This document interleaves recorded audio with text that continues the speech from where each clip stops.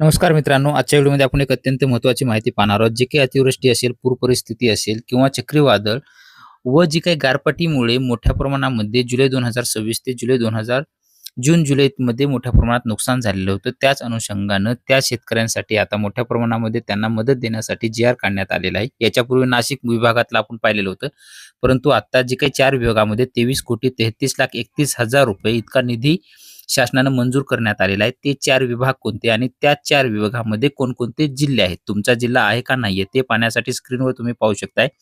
अमरावती विभागामध्ये अमरावतीमध्ये नुकसान झालेलं होतं जून 2026 मध्ये. अकोला आहे जून 26 मध्ये, यवतमाळ आहे जून 26 मध्ये, बुलढाणा जून 26 मध्ये, असं एकूण अमरावती विभागासाठी 13,80,74,000 इतका निधी मंजूर करण्यात आलेला आहे.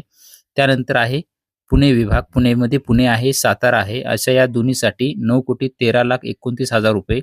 नागपूरमध्ये वर्धा जिल्हा आहे आणि वर्ध्यासाठी एकूण जर पाहिलं तर 38,87,000 रुपये निधी मंजूर करण्यात आलेला आहे.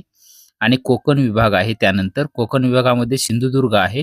त्याच्यासाठी 41,000 रुपये निधी वितरित करण्यासाठी मान्यता देण्यात आलेली आहे. असा एकूण 23,33,31,000 निधी मंजूर करण्यात आलेला आहे. हा निधी लवकरच शेतकऱ्यांच्या खात्यावरती जमा केला जाणार आहे आणि याच्या अगोदरचं नाशिकसाठी आपण पाहिलेलं आहे. इतर जिल्ह्याचंही लवकरच अपडेट येतील, ज्याचं नुकसान वगैरे झालेलं आहे तिथलं, आणि ते आल्याच्या नंतर त्याचं सुद्धा अपडेट आपण पाहणार आहोत. चॅनलवरती जर नवीन असाल तर चॅनलला नक्की सबस्क्राईब करून ठेवा, जेणेकरून असेच महत्त्वपूर्ण अपडेट आपल्या चॅनलवरती तुम्हाला सतत पाहायला मिळतील.